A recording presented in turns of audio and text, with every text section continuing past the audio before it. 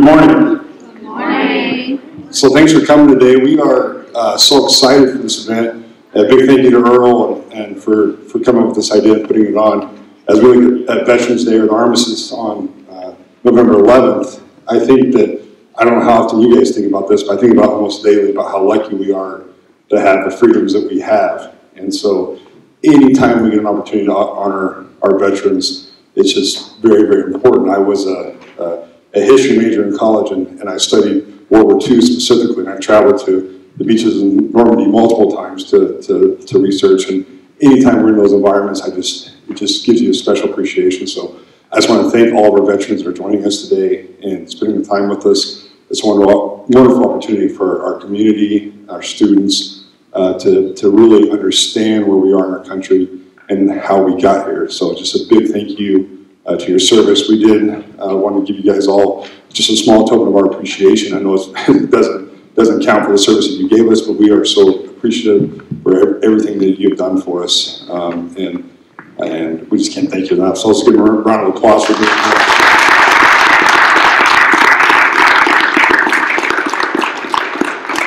And I will turn it over to Earl. Thanks again, Earl. Thank you, Mr. Bennett, and we appreciate Seward County Community College allowing us to do this out here.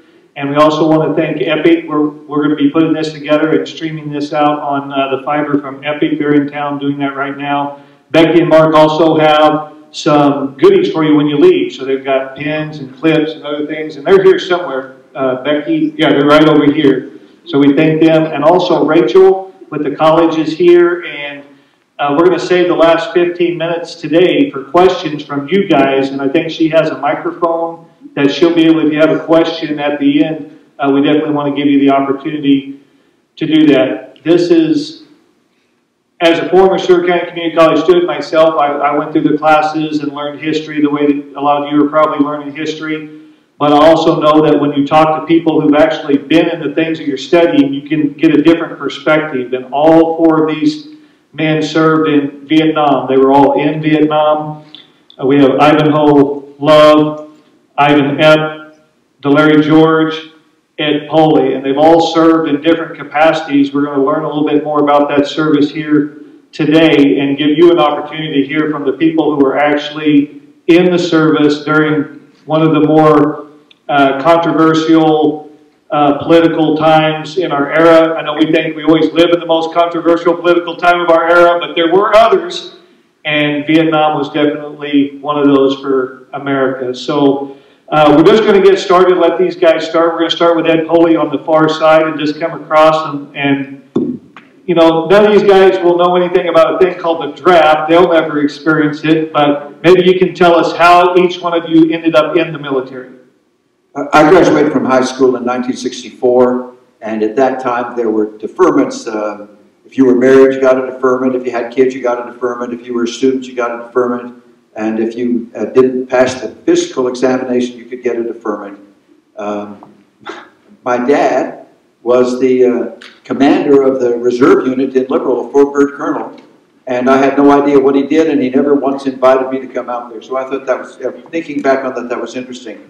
I did get a deferment to go to college, and I got a letter from my draft board in July after I graduated from high school saying, what are your intentions? Please let me know. And so the first working Wednesday after the first Monday of every month, I got another letter from her. That went on for 3.5 years. After 3.5 years, she sent me a letter and said, hey, I'm running out of people. I'm going to draft you in November. You have three choices. You can go to Canada, and you can get drafted, or you can enlist in the service of your own. And I went home to talk to my dad about it. He said, well, if you go to Canada, make sure you pack all your stuff, because you're not coming back to my house. Well, that was so that certainly wasn't an option. To me, to throw myself at the mercy of the Army didn't make good sense either, so I went and looked for an MOS that was going to be non-Vietnam. I found one that was underwater hard hat diver. They were all in Germany. And I got to basic training at Fort Ord, California, and I went in for my final physical, and I walked in, the doctor looked at me and said, you failed. I said, what do you mean I failed? He said, you can't wear glasses and be an underwater hard hat diver. So he said, now you have three choices.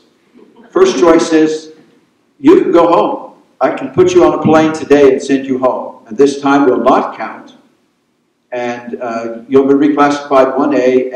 And I said, well, I'll probably get drafted then within a month. He said, probably. Well, that didn't make good sense.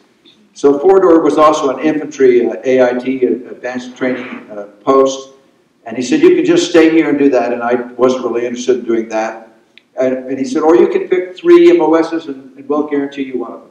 So I went through the book again and I found a couple of meteorology ones and one on a small boat repair, and picked one, and I ended up getting meteorology through 4-door, California. And so that was 1969 by the time I went in. And by the time I left to go to Vietnam was a year later in 1970, 1971.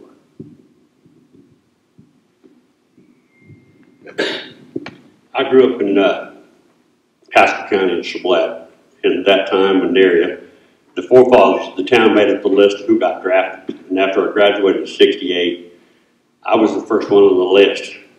And so they shipped us out to Denver to do our physical. When I got there, I had 2 big black eyes, and they asked me, I've been fighting. I said, no, the other guy sure was. Probably 15 minutes to do my complete physical, and there I was drafted. I had no choices.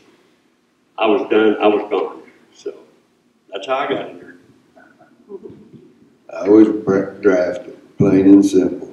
And I went in 1967 and spent a year in Vietnam in the last part of 67, a little over a year, 67 and all of 68. Well, unlike those guys, I grew up here in Liberal, Kansas, and was eager to leave. And so I found the nearest Army recruiter and volunteered to join the Army in 1961. Keep it. We'll go with you to start back the other way. That's how you all got in. So what type of training did you receive before you were deployed to Vietnam? You got to remember now, I spent quite a bit of time in the military, almost 30 years. And by the time I went to Vietnam, I joined in 1961. I deployed in 1968. So I had about 7 or 8 years of training prior to my arrival in Vietnam. I'm an airborne soldier, so I went to jump school, assigned to the 101st Airborne Division along the way. I'm an infantryman, so I had to go through all of that infantry training, did all that stuff, walk around with a 70-pound rook and all the gruey stuff that you do. And by the time that I deployed in 1968, I was a squad leader as an infantryman in the Long Range Recon Patrol. And that's how I trained before I got there. Well, I just sent for 2 years, so I got very little training, but very important training. I was a medic in Vietnam. We completely went through the infantry training all the way through, from guerrilla training to learning to shoot every kind of weapon there was. We went through a big array of booby traps, everything you can think of, that taught us how to fight. And the one thing I learned about that was the guy that makes the first move dies. But it was probably one of the biggest and roughest training that we went through all the way through, because it was always harder on us than it was anybody else. The company before us went to Germany, the company after us went to Korea, and they had it easy, but it was tough all the way through. I went through basic training at Fort Ord, California, and then I went to Fort Sill, Oklahoma, and took training to be artillery ballistic meteorology. We learned how to send up weather balloons and identify that data, which was then used by the artillery. Artillery was used in Vietnam when I was there for danger close for the most part. They would fire when there was American infantry that needed protection by other American forces. I then went through what was called shake and bake, 6 months of training to become an NCO, so that when I went to Vietnam, I went over as a Spec 5 instead of as an E3. I thought that at least if I was going to go there, I might as well make a little money while I was there. So tell us a little bit about what was your interaction. You kind of answered a couple of these others, so I'm going to go down to what was your interaction with the rest of your platoon, the people that you were serving with. What was that experience like? Well, when I first got there, I was an E5, and I was already 23, 24 years old, so I was the oldest guy in the unit, and we were a relatively small unit, 10 guys in the whole unit, and we sent up four ships of weather balloons every day, and they didn't have me do anything. I mean, I hung around for 2 weeks, and nobody talked to me, nobody said anything. And so finally one day, one of the guys says, well, come with me, let's go get some water. We used water to generate hydrogen to send up our weather balloons. And so we got out in the middle of the jungle, and he pulled the truck over to the side, and he laid his M16 across his lap and said, tell me about yourself. And I said, what do you mean? He said, well, you need to convince me that you are not a narc, that you are not a police, and if you don't convince me of that, you're not coming back from this trip. So obviously I convinced him that I was not a narc, and because I lived through the experience. Drugs were a huge deal when I was in Vietnam. I was there late from 1970, 71, and so the 4 guys that worked for me were all potheads. One of them was a heroin addict, but for the 8 hours that they had to work for me, they did a great job, and we didn't miss a flight the whole time that we were in charge, and so it was kind of an interesting group. No, I don't even remember their names at this point. As soon as I came home, I tried to immediately forget about all that kind of stuff. We didn't have a whole lot of interactions with other people in our platoon because when you got there, you were pretty well informed what your job was. Your job was to keep them alive, to keep you alive, and to do your duty straight out. And as far as what Ed was saying, there was no drugs where we were at because it's just to the point where somebody's protecting you, guarding you, keeping you alive. You know, as well as I do, you're not going to let anybody smoke dope and take care of you. So, and it's just like I said, there wasn't a whole lot of interaction. You just done your job. My experience with interaction was really dominant, really, because when I first got to the platoon, her company that I was with, well, they call them different for artillery. It's a battery instead of a company, but it's the same thing. But when you first got there, nobody trusted a medic because they didn't know what they knew. Know if they knew their job well enough to be their medic.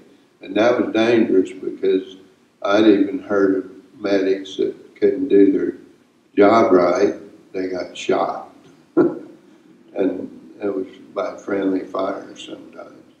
And so you went through a period of time when people would just about drive you nuts, just asking you questions, medical type questions and things. But after that was settled, you're the best guy in the company. Medics didn't have to really do anything. I volunteered to help a lot of times, but really I just had to be there when if they would win and if they was injured. So the story of how I interacted with them changed drastically after they realized I was able to do what I need to do. I had a pretty unique experience prior to deployment. And I was a squad leader in the alert unit. And I had a 7-man team most of the time. And each one of those men within that team had a specific job. I had a point man, I had a light weapon specialist, I had a heavy weapon specialist, I had a medic, I had a communications specialist, I had a demolition team. And what we did prior to deploy, we trained in the United States at Fort Campbell, Kentucky, and then went to Fort Bragg, North Carolina, where we trained as a unit to be inserted behind the enemy lines, to locate the enemy, to pinpoint the enemy, and to advise the units that were going to come in, their locations, their size, their movement, whatever they were doing. And so by the time, and so everyone in the squad knew everyone. We knew what their weaknesses and strength was. It's like a basketball team or a football team. Everybody had a position, everybody had a function, and we backed each other up. One of the most important members of my team was the medic. And the reason that it was so important, when we got wounded or someone got hurt, the first person we looked to was the medic. And I've seen medics crawl through intensive fire to aid a comrade who had been shot and put themselves in jeopardy trying to save the life of a comrade. So we had a very unique relationship. We got very good at doing that, and very fortunate that I came out of that situation with no injuries. However, I can't say that for the rest of my squad members, because I did lose a lot, and I took it personal because I was their leader. I trained them to a high pitch, and we knew what we were doing, and when you lose a person in combat, it's like losing one of your family members. The reason you guys were there was to prevent communism from spreading in Vietnam. That was the purpose of being there. But what was your interaction with the people of Vietnam? What was it like to deal with the people? The first time I was there, I had very, very little contact with anyone. We were deployed and we stayed deployed. I didn't interact with the locals. I didn't interact with other units. We were left out alone a lot of times defending for ourselves. So I didn't have that interaction the first time. The second time I went over as an advisor, and I was assigned and embedded with a Vietnamese unit. And I got a lot of interaction with them. I trained them, ate their food, I lived with them, went on a, we're Americans, so we meet. Over there, I went into a diet of eating rice 3 times a day. And you can imagine the impact that had on your body when you're having to walk 15 to 20 miles a day and carrying a 70-pound rucksack full of your equipment and ammunition and water. So I learned a lot about their culture. They trained me pretty good in Fort Bragg, North Carolina before I went to language school. I can't speak a word of it now because I sort of let it go in and out, one ear and out the other. But I got to know them quite well. My interaction was in word was pretty slim because for one thing, all medics in Vietnam had a bounty on their head, and one thing you didn't do is just run around anywhere by yourself. And medics had a bounty because the North Vietnamese would give money to have you put out of their way, so they had nobody to take care of them.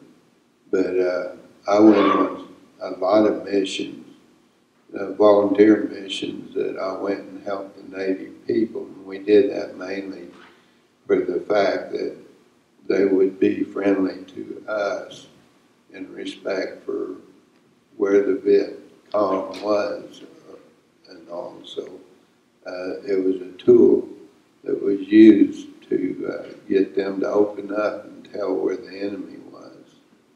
So that's the main thing in my experience with communication. I did have, I think it was in Tam Key, police chief. Where I was, there was no big cities. They would villages and stuff, but Tamkey was a little bigger, and they had a chief of police that I was friends with, and I even ate at his house, so that was a time of reacting with them too there. Yeah, I personally had very little reaction with them whatsoever. We were out 90 days. We come in every 3 days out of 90, and we, take showers and clean up and eat hot meals and cold hot dogs and rice, and then send us back out for another 90 days. So basically, we didn't speak to them or anything, really. I had a maid, and I got to know her fairly well. She was a Vietnamese, and she did my laundry and polished my boots and cleaned the hoops that I lived in.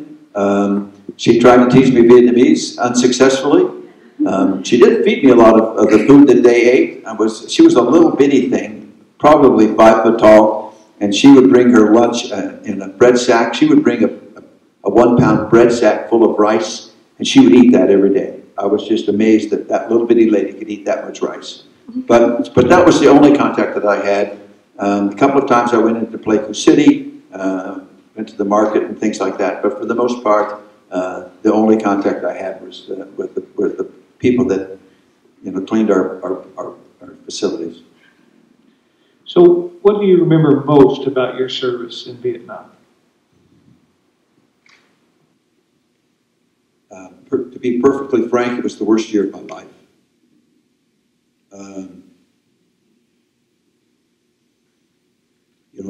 A couple of things. When I first got to Vietnam, I was delayed going to my unit, and I was at Tan Son Nhut Air Force Base. The South Koreans had their big base right on the edge of Tan Son Nhut, and one day we heard all these trumpets and horns going off, and so several of us went down to watch what was happening, and they had a huge formation, probably 1,000 soldiers, South Korean soldiers, and they brought one soldier up in front of, I assume, the commanding officer, and they had him kneel down, and he pulled out his .45 and shot and killed the guy. Welcome to Vietnam. That was devastating to me. And then, as I said, the guys that worked for me all did drugs. I had a first sergeant that was absolutely death on drugs. He was also an alcoholic, which I never could understand. He would drink until 10 o'clock at night, and I'd put him to bed, and he'd be standing tall at 6 o'clock in the morning. But one night, as I was getting ready to broadcast, we heard an explosion on inside the compound, and they'd blown him up. And so I helped put him in a body bag and ship him home. That year was, there are a few happy moments along the way, but they were so few and far between that they're not really worth mentioning. What I remember most was getting off that airplane and taking a breath. There was no air. It was so hot I thought I was going to die before I even got out of the airport. I've never been anywhere where it's so hot and humid that you could not actually breathe. Then starting off with, we had to carry 17 quarts of water, just have enough water to make it through the whole works. And the best thing I remember about Vietnam was getting out of there alive.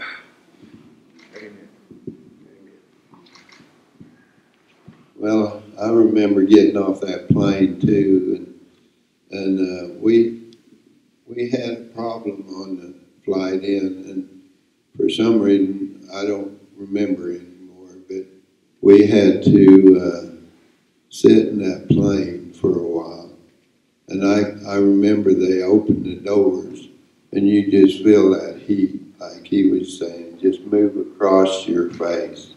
It was so hot and humid, and I remember that, but there's a lot of things that stood out in my life over there, but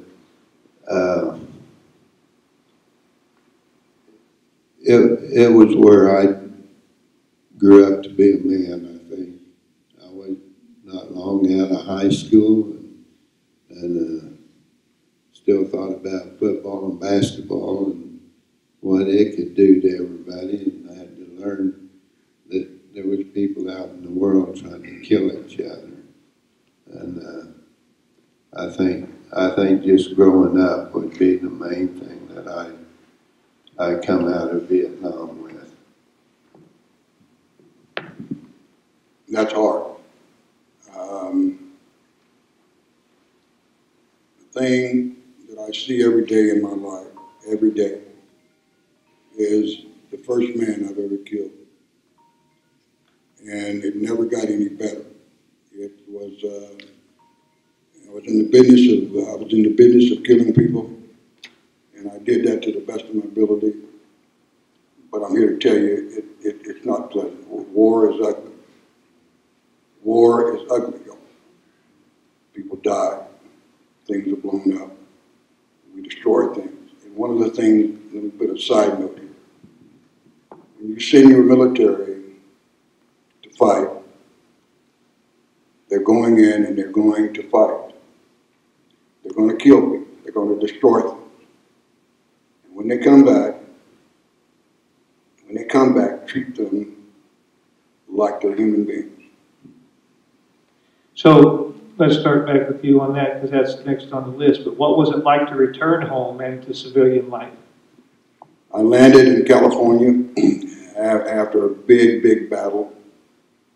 When I say that, the reason that it was such a battle was that the commanding officer of the unit that I was supporting received the Congressional Medal of Honor for that fight. I happened to receive the Silver Star, which is the third highest award for valor. So what that tells you is that that must have been a horrific fight to have those kinds of awards coming out of there. When I returned from Vietnam, I landed, I said, in California. There was a crowd of people shouting loud obscenities at me and my fellow soldiers as we got off the plane. And the closer we got to the terminal, the louder it got, and there was a woman run up there with a glass full of urine and threw on me and called me a baby killer. That was probably the most horrific thing that happened to me after all of that. I can feel for you there, because I know a lot of people that was there and had that same response when they come home. Mine wasn't quite that bad, but I landed in Seattle, Washington, and I knew I was on American soil when I landed there, but when it really hit me that I was home, and the thing that was really big was I landed in Denver, Colorado. And you could realize, we was just talking about how hot it was over there in Vietnam. And landing in Denver, Colorado during the middle of winter. And it hit me that I was home at that time, and I went out in the parking lot because I had to stay overnight there in Denver, and I went out in the parking lot and just rolled in the snow and enjoyed the good old things of home, and realized that it was all over.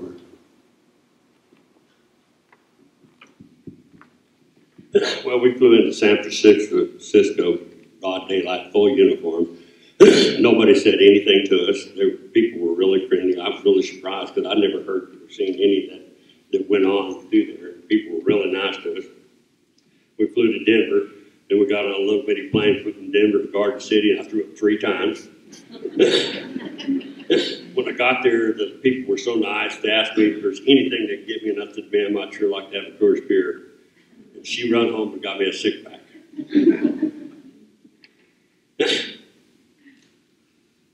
I didn't tell anybody it was coming.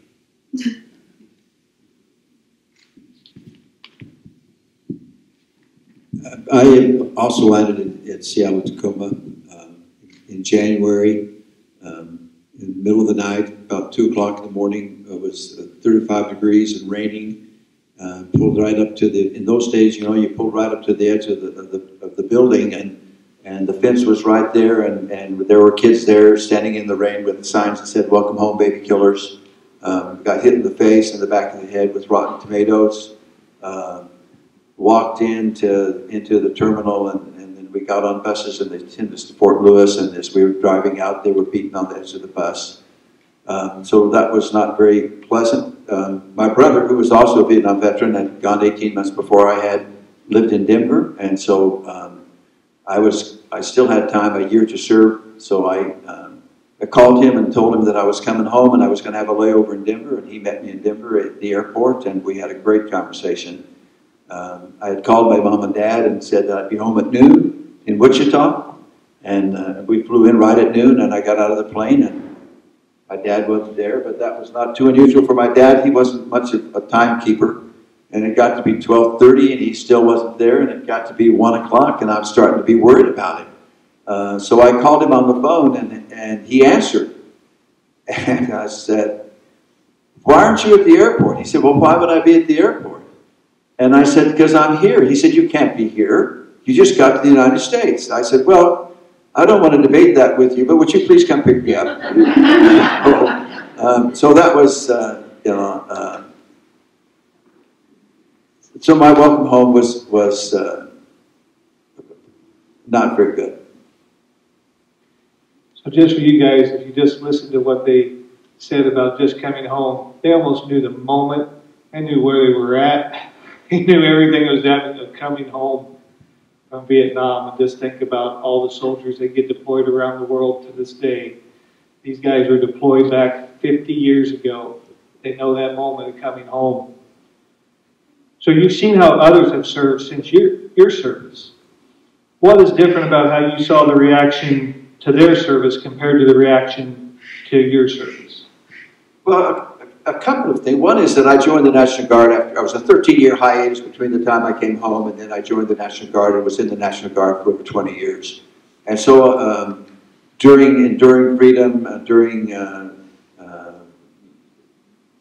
the Twin Towers, during the Iraq War, so I was in the service during that time. And when the Iraq War first started, our artillery unit here was one of the best artillery units in the United States. And we were on the list to be activated. In fact, I had been activated along with my commander and a couple of other people, getting the unit ready to go, and the war was over. I mean, it didn't last long enough for me to get there. I really wanted to go because I really wanted to come home. I wanted to come home to an airport that was full of people that said thank you. So as my guys went, all of them got deployed at different times. I'm a heat casualty, and when we knew the unit was going to go to Iraq, they all told me, "Tom, you can't go. You will not survive 130-degree temperatures." And so I retired from the military, but I was proud of the service that they did, and I was proud of our nation as we realized the mistakes that had been made in the 1960s and 70s to these kids. And they're still coming home today. Those kids that come home from Afghanistan and different places are still welcome to the airports, and I think that's great. It's hard to say with the reaction of different people. This whole thing's been 52 years ago. And I haven't spoke this much in front of people since I took a college class of speech 50 years ago. But as far as the reaction goes, the training and stuff that we went through, was a lot like what they went through in World War II. They had it a lot tougher than what we did. But still, it's hard to say what kind of different reaction to have from different people. It's just, everything was different. I don't really know about what the reaction difference would be. I had different reaction than some of these guys because I was treated fairly, and I don't know why that was, but I was treated fairly, and I don't know many people that from other wars that came back with a different kind of response. But I want to take this time, instead of talking about what we're different, is Vietnam was different than any other war by far. And it was a lot more mental war in our heads and stuff. And if you talk to a Vietnam vet, listen, There's nothing that hurts a Vietnam vet anymore than coming home and a guy asking him about his experience over there. Next thing you see is him looking around to see what he can do or how he can duck out of it. Another thing is when the Vietnam vet is through talking about it, don't ask him anymore. Leave him alone. Well, that's, again, tough area. I think nowadays, though, when you see our soldiers come home, they are, in fact, welcome. And they are, I think, and the community and the nation appreciates what they've gone through. And as he said, we were in a different era when we were politically divided. Half of the country thought we should be in Vietnam, the other half didn't. So it was a totally different time. What makes me proud now is I had the opportunity to go on an honor flight with my father, who was a World War II veteran.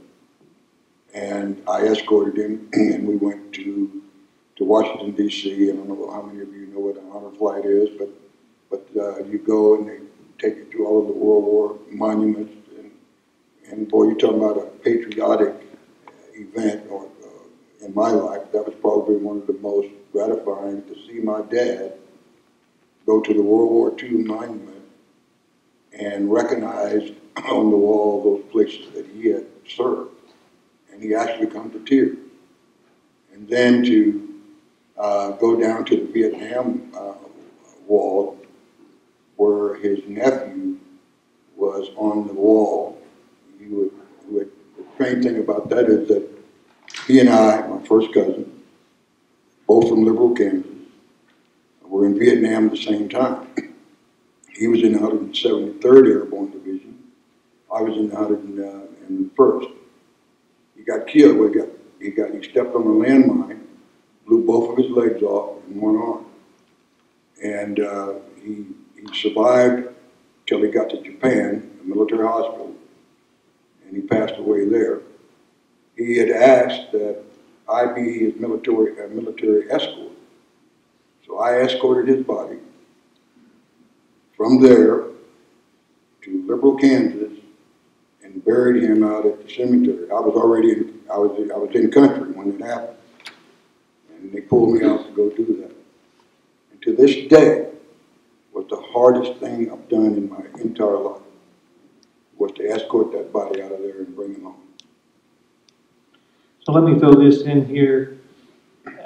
Kind of tell the people what your profession or what you went into doing after you got back, and then how did your service in Vietnam either help you in that career or maybe be a challenge? And I'm talking about your professional career. We're going to talk about your personal life after that. But what career did you go into coming back, and then how did your military service impact that?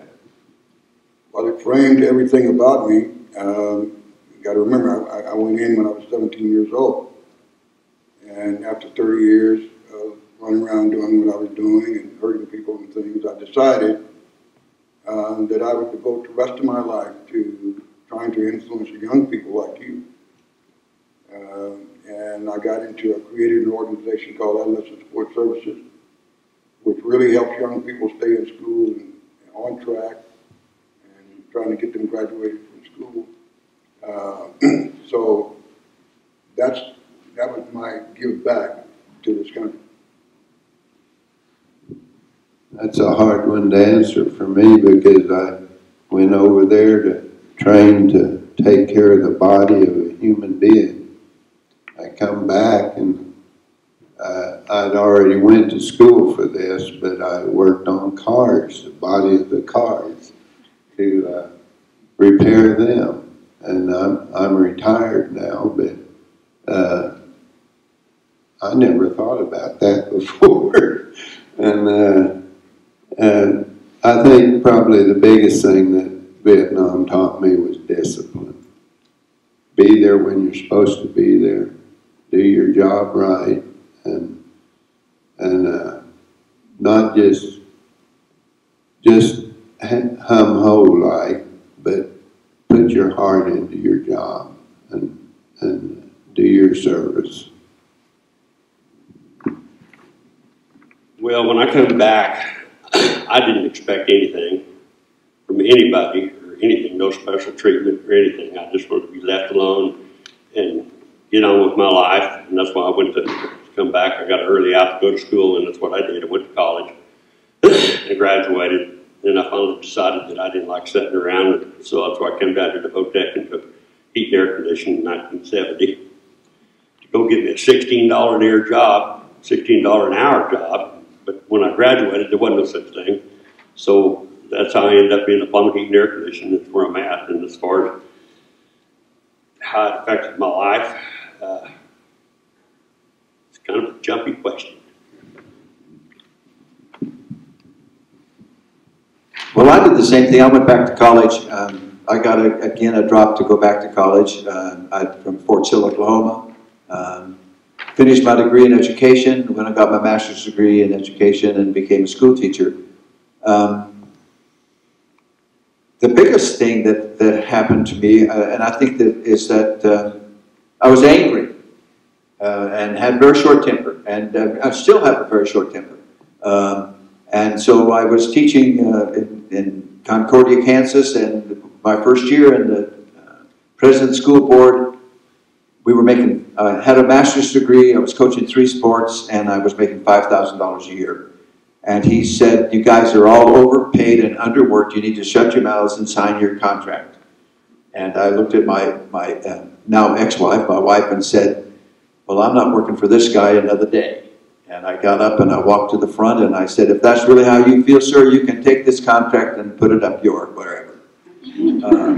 And so that anger, you know, during the next 5 or 6 years, I lived in 13 different places, had 6 different jobs, and was successful in all those jobs to some degree or another, but that anger just continued to get a hold of me. One more example about the anger. You're not old enough to remember what happened in Iraq, but the American University professors said they would be fine. They weren't going to come home when the Shah of Iraq, Iran, passed away, and so they stayed, and they were taken hostage, and America held hostage was on TV every night, day 100, day 300, day 500. And I could not watch it. And I was in Sioux Falls, South Dakota, running a restaurant, and one of my best customers came through for lunch, and he said, isn't it great? And he said, our hostages have been released, they're coming home, they're heroes. Well, they weren't heroes from my perspective, and all I wanted to do was crawl across the counter and beat the living stuffing out of him. And I immediately turned to my assistant manager and said, I got to get out of here. And I went and got in my car, and I drove to a Vietnam outreach clinic in an area of Sioux Falls that I had no memory of ever being at. And by 5 o'clock that night, there were about 50 of us with the same kinds of reactions. And so what that really taught me was that PTSD is a real thing, and that veterans going to war are going to suffer that some kinds of ways. And so part of my education has always been as a counselor. And so it allowed me to have my own counseling service for several years dealing with veterans here in Liberal, and I think it's truly made me a much better teacher. And I got some questions for each of you before we move on to this next one. But so Ed, I know you were writing a book and dealing with Vietnam and the experience that you had and that kind of thing, and you just shared very openly about how it affected you emotionally and the anger. And so tell us a little bit about how have you dealt with the backside of Vietnam? Well, I did write a book. In fact, I have about 10 copies of it up here. It's a very short book. And it really goes into a lot of the history. How did we end up in Vietnam? And how did I end up in Vietnam? And there's not a lot about what I actually did in Vietnam, because I just sent up weather balloons twice at night and broadcast that information. But so, I only brought 10. I don't know, I can make more if somebody would like to have them. And the other thing I have is the hotline for mental health started as a hotline for veterans. And so we came up with wristbands that have the hotline number on it. Now that number has been changed to 899, but that number still stays in effect, the 800 number. So I have some of those bracelets too that I've given out over the course of years. What was your question?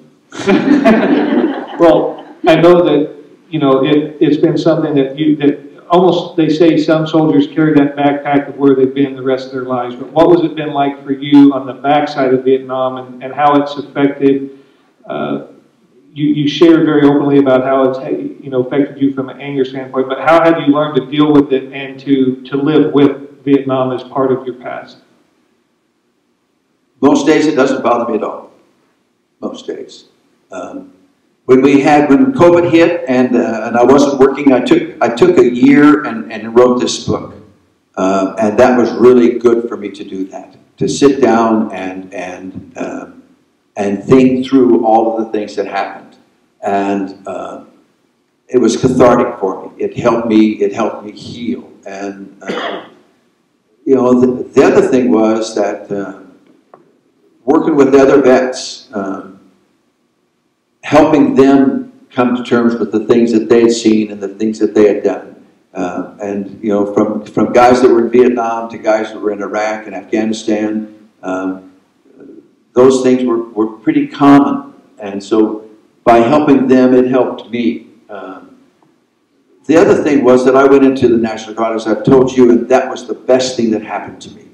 I am who I am and what I am because of the 20 years plus that I spent in the National Guard, going to the pinnacle of being a first sergeant, which I think Sergeant Major would agree that a first sergeant in the Army is the very best job that an enlisted man can have. And I loved doing it. I also had at the pinnacle of my educational, you know, having been here at the college for a long time and taught in the area. So all those things kind of melted together. But it's always there. It's always in the back of my head someplace, and that never goes away. And I think that's probably pretty common. My dad never talked much about his service. I just think that most of us build onions of resistance about thinking about it and talking about it, and that's how we survive. So Delari, we talked a little bit about, you served in the jungle. There were times you were deployed out in the jungle. Yeah. So just for a moment, take us with you, put us in the jungle. What's that experience like? What's it like? You talk about you had to count on the other guys. There were no drug usage out there because your survival depends on the other guys you're out there with. So put us in the jungle and tell us what that experience was like. Well, basically being in the jungle is like you can't see anywhere more than 5 feet ahead of you. And if you've ever hunted pheasants, I grew up hunting pheasants. Basically being in the jungle is what it was like hunting pheasants, except you give the pheasant a gun. And that's basically what it was like, because you couldn't see far enough to stay ahead of anybody. It was hot, it was nasty. You'd walk along and I'd be walking point. Don't think about it, you fall over, you trip, you fall down, you jump up real quick, dust yourself off, and not hope nobody's seen you, and you look around behind you, and there's 200 people laying on the ground behind you.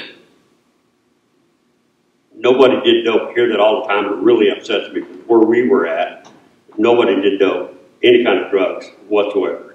When you're out in the middle of the jungle, dark, you can't see anything, it's raining, you pull guard duty every 2 hours, 2 hours on, 2 hours off, 2 hours on, 2 hours off.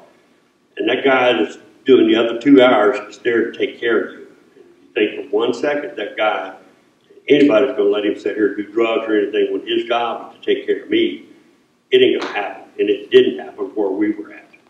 We would go out for 90 days, we would come in for 3. The whole year was just like that. There wasn't a whole lot of interactions. We didn't know anybody. We didn't take names. We didn't listen. Most of the people we did know very long, we gave nicknames, because most of the people we were with weren't there that long. And they weren't there long enough to even remember their names or what it is. And very few people, after 52 years, I know very few names of people that I was with, because they weren't there that long. I mean, it was, like I said, just like hunting pheasants. You give the pheasant a gun, and that's what it was like. You snuck around the jungle, and you didn't talk, you didn't make noise, you didn't visit, you didn't laugh, because they could hear you. And you can't sneak up on somebody when you're laughing and talking. So you'd be right next to a guy for 24 hours straight and never talk to him. Never say anything. You might whisper a little bit here and there, or go do this, or go do that. It was quiet. I'm scared to death of the dark. The good Lord made light bulbs. They're supposed to be on. Loud noises. When I first got back, I went to a parade in Garden City. They fired a cannon. I'm out there laying flat on the concrete and looking around. There's 2,000 people looking at me like I'm some kind of idiot. To this day, I can't stand loud noises or somebody sneaking up on me. It's just, thank God for light bulbs. Ivan, I know that you've been involved in a close explosion that took place in Vietnam when you were there, and I know that it's also affected you from a faith standpoint, but give you a chance to share a little bit about that explosion and the effects of that. Okay, I'll be glad to do that because that's a big part of mine. But I do want to say something about what these gentlemen have said, and they're right. You never get over Vietnam. You never get over combat and killing, the idea of killing people or be killed. You do not get over that. And that's just something that you live. You learn to deal with it. And I was able to deal with it without doctor intervention in that. But my story is, like he was talking, he's heard a little bit about it, so I'll just tell that story now. I got drafted in the Army. When I got drafted, I felt like I was very young, and I had faith in God and before I went in the service, and I felt like, and this isn't for everybody, but I felt like I was supposed to go in as a non-combatant. You think of a medic being a non-combatant, he'd probably work in a hospital in a secure place, but I was a field medic.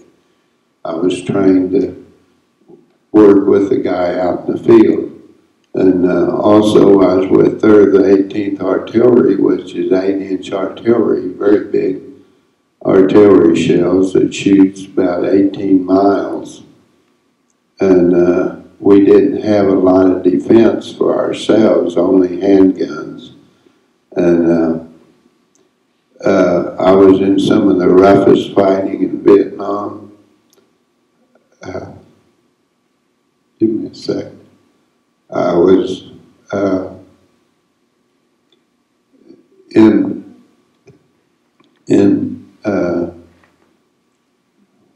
when I was over there was the hottest fighting in Vietnam, and we was in the hot spots. 3rd 18th Artillery traveled wherever the hot spots was. We moved around a lot. Wasn't like most artillery units where they set them and have infantry around them and stuff to protect them. But we went into the hot spots, and a lot of times we was right on the edge, you know, where we had no protection from one side. But the artillery units are set up in a way that they're meant to be in a protected area. But the story that I want to tell you means so much to me because of my faith. I went in and I prayed for me and my company together. And I believe that the prayers that went up did more good than the guns that was facing each other. And in 1968, I was on a little lonely hill, and we were just a half a battery even. We didn't even have a whole battery there. And there was a few Arvins there and a few Marines at this place that protected a water supply. And I was in the bunker facing the edge of our deal. There's a little barbed wire out in front of us, but that was all we had to really protect us. And a 172 millimeter rocket landed within 5 feet of me. I was the closest one, but there was about 8 of us on or in that bunker that this round landed by. This rocket, they sent intelligence out to investigate it because they didn't think the North Vietnamese had any kind of weapon that powerful. But this rocket was 172. At best I remember, that number might be slightly different, but it was a 172 millimeter rocket. Landed 5 feet from me. And all those on or in that bunker was probably the furthest from me would have been 10 feet. And that rocket, they sent intelligence out to test it, and by what they said, I talked to the guys myself, and they said that that rocket blew at full capacity. I was 5 feet from it. The sheer killing radius of that rocket is 30 meters. 1 meter is about 4 feet. So I was very close. And it went off at full capacity. Nobody else had any problems at all from that. I had a very slight one. My eyes was burned like a welding burn, if you know anything about that. And my face was burnt like a bad sunburn. I had a little sore spot right under this eye that where something hit it, and I thought nothing about it because I only lost about 2 or 3 drops of blood from that. Well, as strange as this story sounds, I'm going to jump forward to about a year ago. I had another problem that I had, and they had me take a CAT scan of my face and throat, and they called me up because they didn't want me to ever have an MRI because I had metal in my face. And they asked me if I knew how I got there.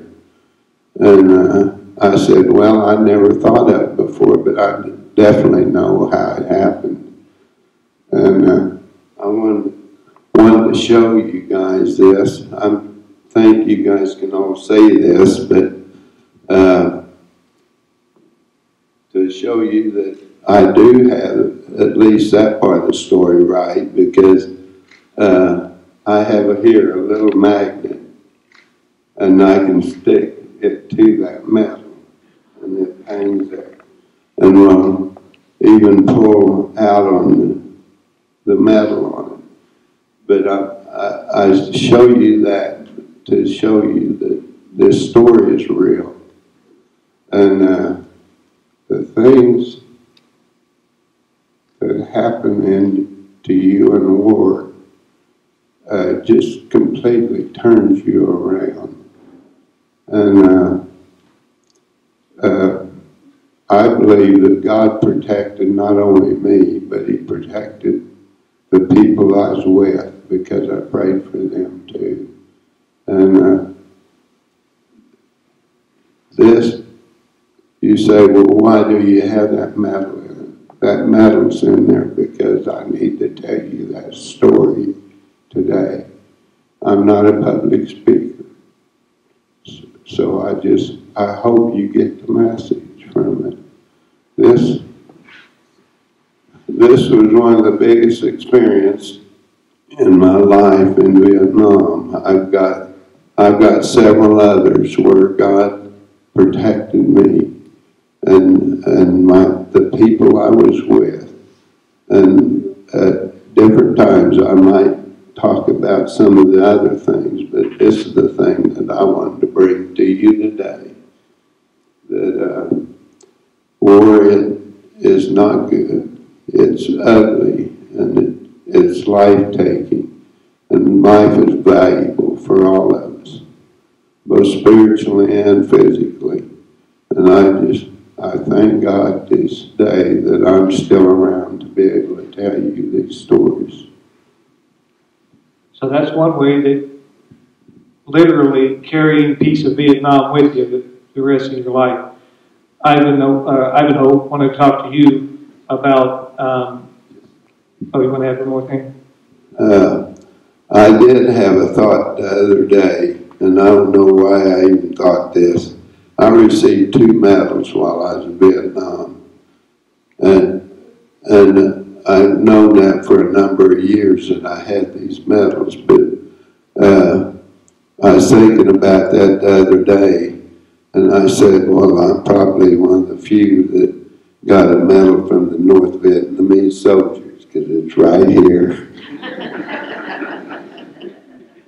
Ivanhoe, I wanted to talk to you. I know you served in a little bit different capacity because you were in a leadership role. You had served in the military before, long before actually being deployed to Vietnam, and you mentioned a little bit about, when you lose a soldier under you. But what is the experience of having to train the people? I know that those skills have carried on with you because you work with youth and try to make sure that they make good decisions. But for you, being in that leadership role, making those decisions, life and death decisions for the people around you, I mean, that's not something that every one of us is going to deal with. So how has that been an influence on you?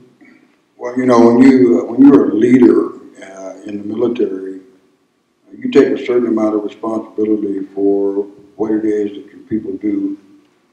And you have the responsibility to train them, to equip them to survive in almost any situation. And so I started out as a squad leader, really back when I was in basic training, and progressed through the war. I was promoted.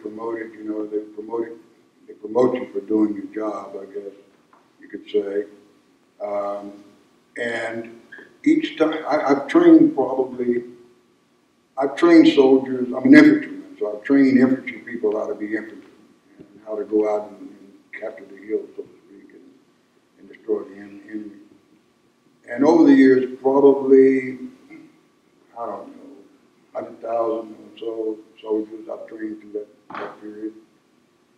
I've taken to war with me a small number, and probably around 30. And every time I lost a person, either killed or wounded, I took it personally. Because in my mind, I didn't train good enough to avoid it. We are perfectionists when it comes to training. We're a perfectionist when it comes to killing. We can do that probably better than any organization on the planet. Certainly our Army and our Marines and Airmen and Navy, we're trained to carry out the missions of the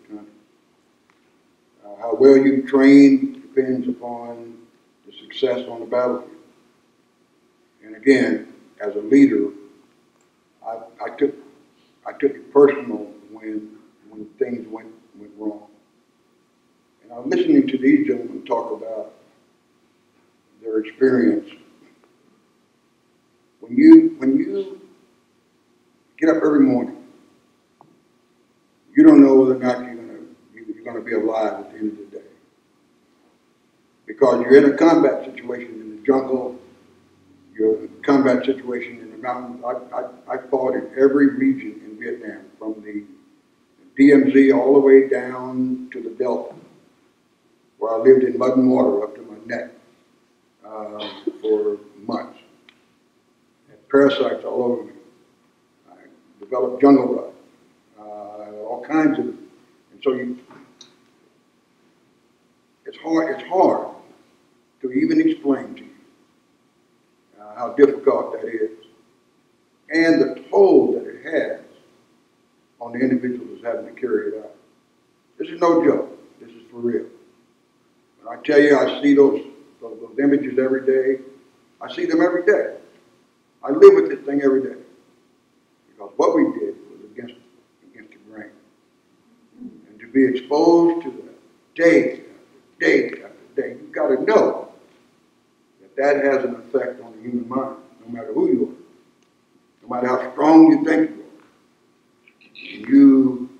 When you shoot a man in the head, or when you have to go and take the intestines of your buddy who's sitting next to you, just fallen on it, fell out of his stomach, on the dirt, to ball that up and stick it back in there and hope and call the medic. That has an effect on you. It has me and it has everyone sitting there. Now, we're not glorifying. I don't want to send the message that we're glorifying what we did. What we did was the will of the country. We defended this country against all enemies, domestic or foreign. We took an oath to prepare, to fight, to even sacrifice your own life for the defense of those things that we hold true. That's what we were doing. So I don't want you all to leave here to think that because we're up here telling you these stories that we're trying to glorify anything. No, war is ugly, but not the ugliest of things, in my view. What's more ugly than that is for people to send someone who has nothing at all, that he's willing to sacrifice his own life, but he'll send someone else to protect himself. To me, that's worse. That's a coward. You got to have something that you believe in, that you're willing to give it all for the protection of your own people. That's what soldiers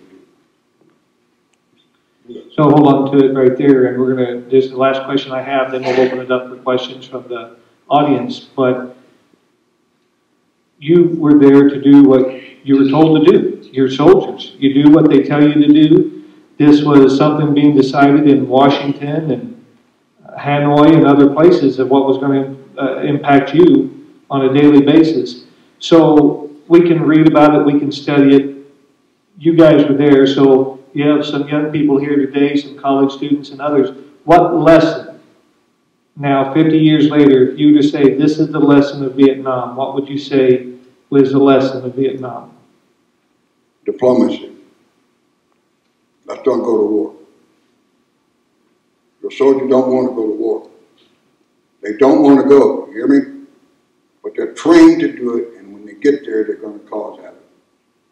That's what you expect, and that's what we do.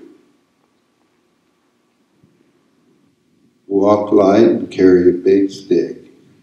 If you're going to have to go to war, go to finish it. It don't make sense to common knowledge, but there's less lives injured if you go in and drop the big one and get it over with. So I think walk lightly and carry a big stick. that walk lightly is what he was talking about. Don't go into war unless it's mandatory. I think the big thing is, this is America. There's nowhere on earth that there's any place any better than what we have here. And no matter what it takes, we need to keep it that way. Period. Because there's nothing better. Delari, you're absolutely right. I think Sergeant Major said it best that, you know, we're trained to defend our country. And we take great pride in what we did. And we know that the reason that we did it is because we live in the best country in the world. And so it's important, as we take a look at squabbles that take place within our country, that we understand that they're just squabbles. And this too will pass. But the foundation of our nation is built on our willingness to stand up and be counted. And so for you all, that's the legacy that we hope that we can pass on to you, is that it's important at some time in your life to be able to stand up and be counted and say, you know, this is what we stand for. Thank you guys, and thanks for sharing with us all today. We want to give you guys a chance to ask any questions that you have. If you want to raise your hand, I think Rachel has a microphone that she can bring to you. Looks like we have one here in the middle, right over here.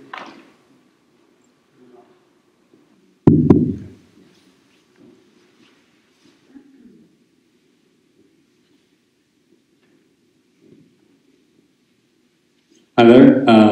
First of all, I just want to thank you guys for your service. The main thing I'm curious about, obviously you guys have had a lot of time to think about everything that happened over there. How did your opinion of the Vietnam War change from when you were over there to now?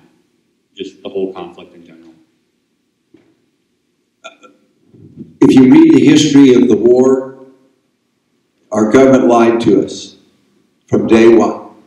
And, you know, we took great pride in what we did, all of us. And so some days it's really hard to take pride in knowing that we were part of a conflict that the powers to be knew could not be successful.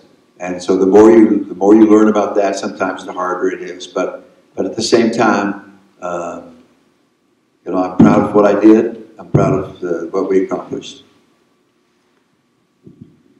I look at it basically like we were there to show our force, to be there, you know, for whatever reason, to show that we're there to take care of the bullies.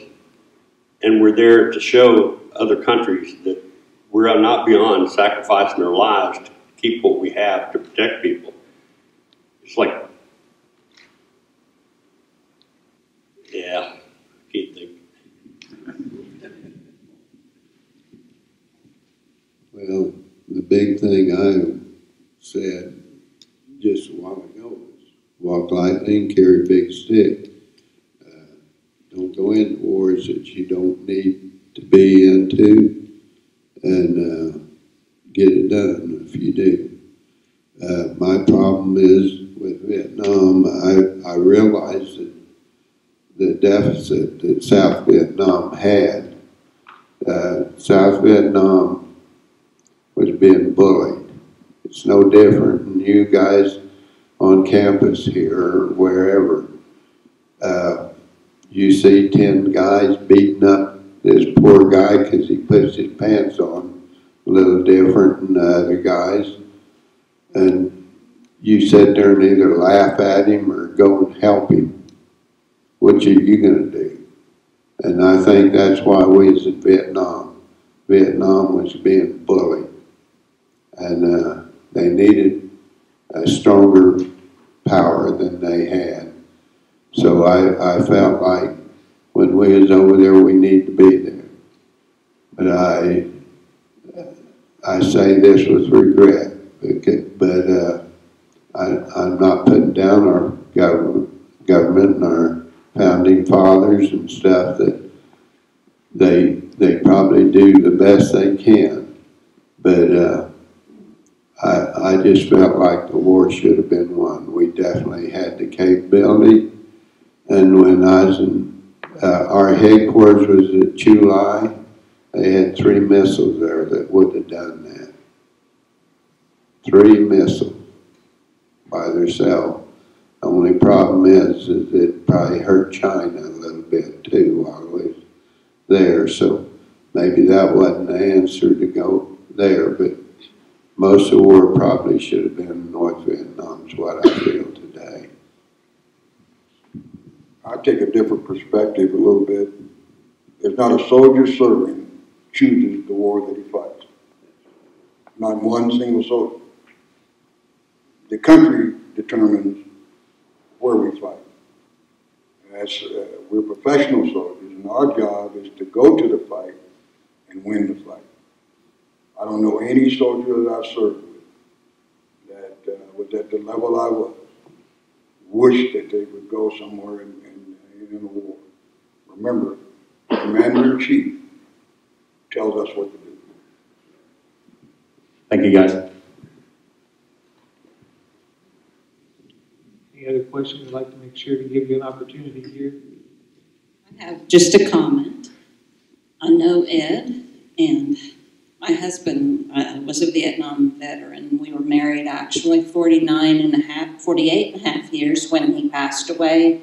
He got his 50-year pin of federal service on his deathbed. Many side effects from Agent Orange, but he, I think, would agree with everything you guys have said. It was political. They didn't let us do what we could have done. It was political. But he loved America like nobody I'd ever seen. So I commend these gentlemen and hope that we do learn from this lesson. Thank you, all of you. Do any of you want to go back to Vietnam and see it now today, I guess? I'm curious about it. I have no desire. You'd have to have a big army around me to go back. No way. Absolutely not.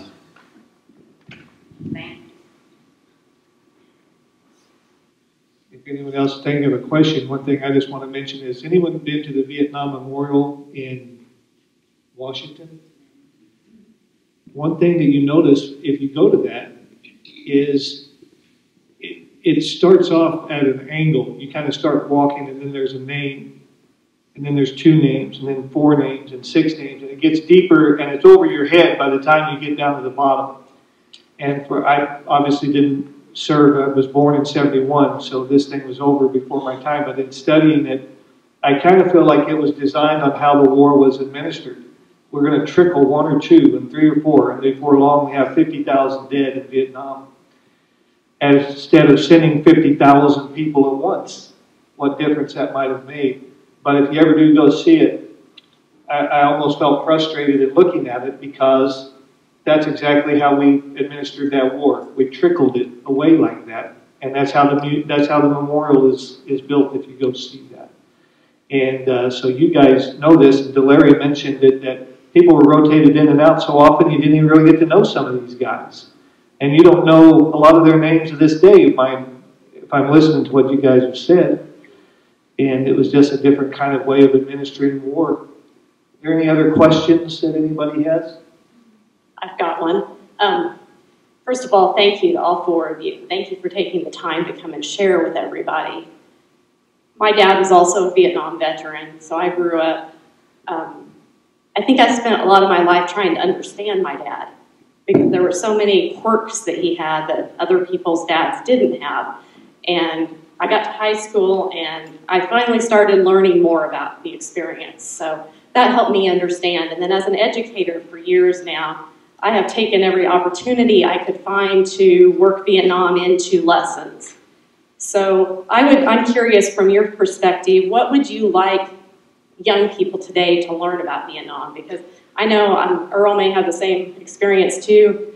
in our history classes, it was just a blurb. It was a short little, I mean, maybe a day or two in high school history. So I don't know what students today are learning in history about it, but what would you like us to make sure that they learn from for educators? That's a great question, Joy. I guess the thing that Ivanhoe said earlier is that soldiers are trained to go to war, and that we are now an all-volunteer army. During that time frame, it was a draft army, and so there were a lot of people that were in the army that didn't particularly want to be there. In fact, probably none of us really wanted to be there, but we did, and we went and did our job. And I think that's the key, is that the same thing is true in life. There are times when you have to do things that you don't particularly want to do, but you take pride in what you do, and you do it to the very best of your ability, and then you go on down the road.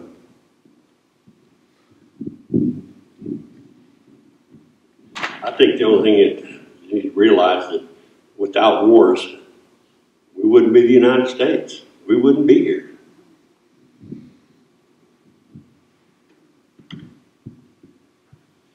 Well, I think that I'm going to compare it to, I like sports. I'm going to compare it to your favorite sports team. You stand behind them.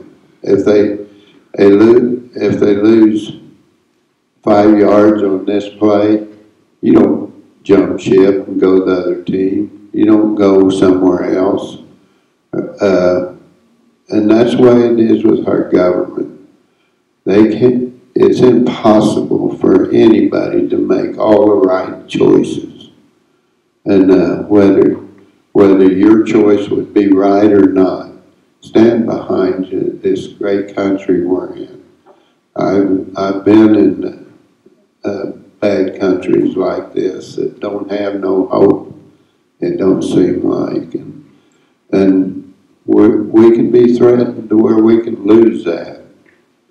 Just stand up for what's right and believe in your leaders and try to trust in them and promote whatever they bring for us to do. And if not, do it government-like, and use a system to work for you.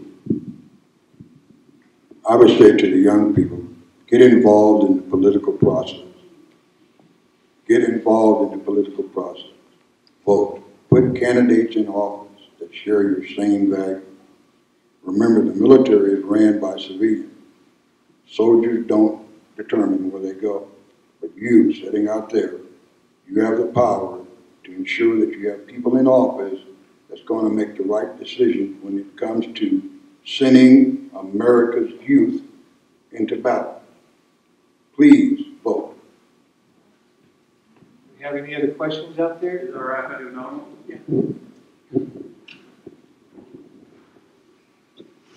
So you mentioned earlier how there were few and far between pockets of, for lack of a better analogy, rays of sunshine in this just time of darkness. You did say that they wouldn't be worth bringing up. I do believe that it's kind of important. So what were some of those little moments that kind of helped you through Vietnam? For me, it was the faith that I could survive anything, that I was highly trained, that I could defeat my enemy, and I relied on my men that I trained to be there as well. I had a caring family. I had a praying mother who I'm convinced her prayers are the reason I'm sitting here now. Like him, I've had some horrific experiences with explosives. I've had bullets hit me and fall off. I've had pieces of shrapnel hit me and fall off. Picked up by the concussion of a grenade, slammed to the ground, and not a scratch. I didn't do that through training. That was the was the will of God. Well, that's my story too. It's no doubt that it was the will of God. And I know there's people that have every bit of the faith I had, but went through literal hell over there. And didn't sound like God was with them, but he was in some way, just like he was with me. But I'll tell you, just touch on a little bit. I was sent out to a battery after I was there a little while. I was with a battery for probably about 4 months, and we was protected by a higher power than you can see. That power protected us. When I left there, I quit praying for them and started praying for Charlie Battery, where I would be going. Charlie Battery was run over just before I found out I was going to them. A Battery got run over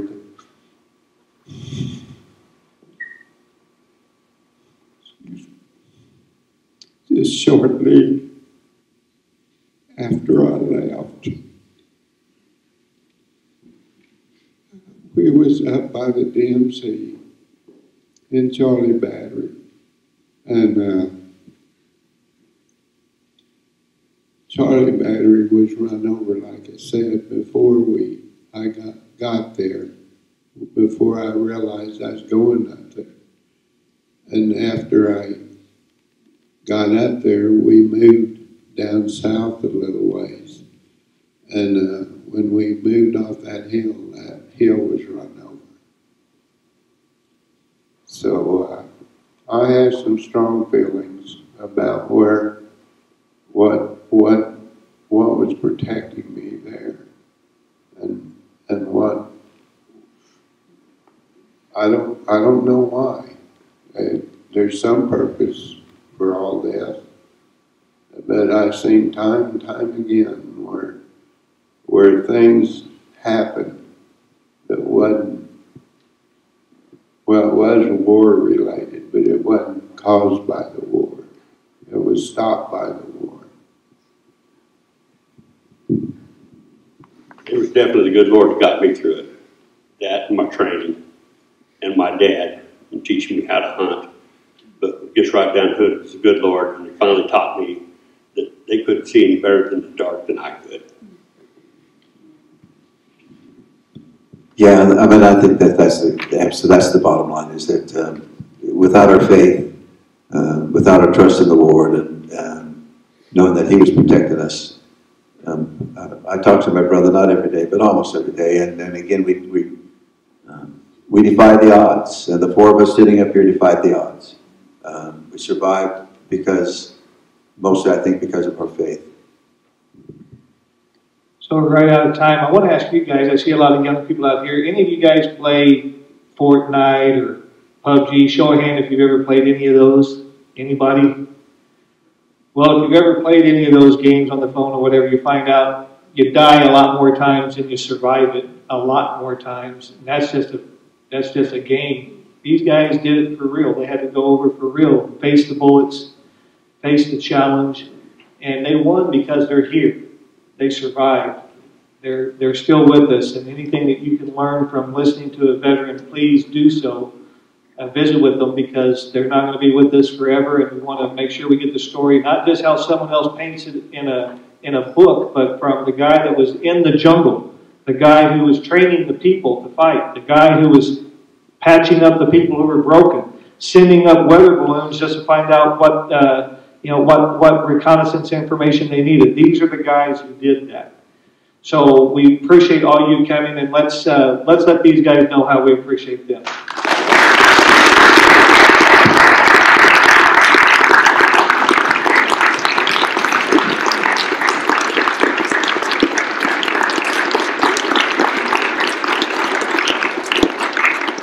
like to thank Seward County Community College for allowing us to do this here today. And everyone, I guess, is dismissed. And I think these guys will be out in the lobby in case you have anything you might want to ask them. They'll be out front for you. Thank you.